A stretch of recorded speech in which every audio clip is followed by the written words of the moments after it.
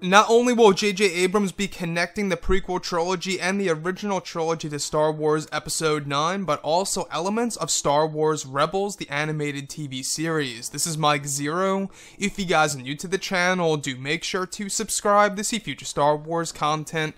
Now, one of the biggest questions so far for Episode 9 is exactly how will J.J. Abrams be connecting this movie to the prequels, the originals, and some Rebels material out there. It's said that this film is really going to cater to all Star Wars fans on all different mediums out there when it comes to video games, TV shows, and even the movies themselves.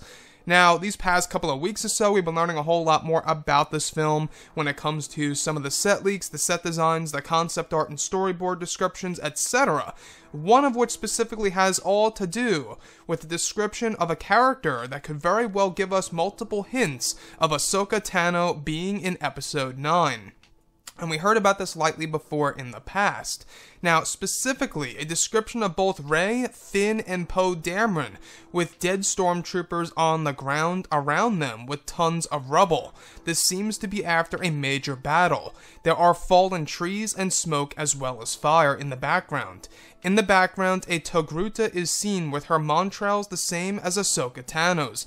On her belt appears to be a cylindrical object that could be a lightsaber, however not ignited. The female Togruta is wearing a similar outfit to what Ahsoka Tano wore at the very end of Rebels Season 4. She is also holding a staff, however far different than Rey's. This female Togruta looks far older, around her 50s or so. The skin tone is the same as Ahsoka's. The last goes over the female Togruta talking to Rey and kneeling down to BB-8. Now, I wanted to go over a couple of points here that really do pique my interest for Episode 9.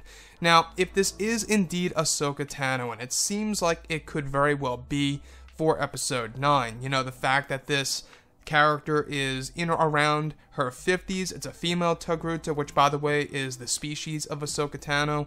Not only that, is that this character is described as having a lightsaber-like object strapped to her belt, which could very well tell us that this is yet going to be another one of the new characters in Episode 9 that will be connected to Star Wars Rebels, an animated TV series.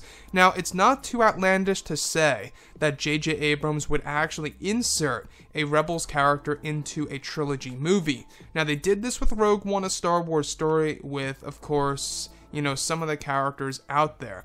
And one character that I really do want to focus on has all to do with one of the Clone Wars characters, Saw Gerrera. Now, what's really interesting about him, by the way, played by Forrest Whitaker, I thought he did an okay job at the character, but looking at the character in the Clone Wars, you know, you see a younger version of him, and then in Rogue One we see an older version of him.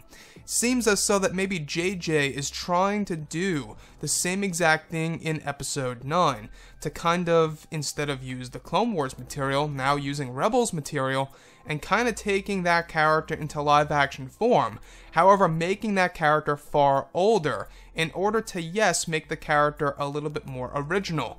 Now, a lot of people were wondering about Saw Gerrera in Rogue One, and then they began watching the Clone Wars. So, I believe that Ahsoka Tano being in Episode 9 not only is a good thing for casual fans to kind of learn more about the character and watch Rebels and kind of have the, I guess you could say, enthusiasm to watch an animated TV series, to kind of get into it, to want to learn about another character. But not only that, this would also line everything up together. We do know that JJ, Dave Filoni, everybody, Rian Johnson, Jon Favreau, they all talk with each other in order to keep the continuity in place. And we've been hearing about Maz Kanata and her crew for a very long time now, and it seems as so that if they really wanted to, they could actually insert her into this film. So Ahsoka Tano and Ezra Bridger being a part of Maz Kanata's crew sounds pretty plausible to me. It kind of just works. We really don't know what happened to Ezra at the very end of Season 4, and as far as Ahsoka goes, in case you guys haven't been filled in, she is alive and well. You know, if you watch The Worlds Between Worlds, she's basically saved through the use of time travel, through that portal in the Jedi Temple, in which Ezra Bridger pulls her through and saves her from Darth Vader. So with that being said, what kind of purpose would Ahsoka Tano really serve in the episode 9 plot? Could she just be a mere cameo, or a new character entirely that will be a significant part of the story? Now, I believe that the smarter way to go is to make her a cameo. And the reason being is because this movie's all about focusing on Kylo Ren and Rey and their paths and where they are going. We already have 8 new characters coming into play here for this movie, as well as legacy characters like Luke, Leia, and Lando. So, like I have expressed before in the past, I'm getting a lot of Avengers Infinity War vibes in this movie. There are a ton of characters, and a lot of them, I'm honestly going to say that a lot of them are probably going to die, sacrifice themselves, and there will be a lot of losses in this film.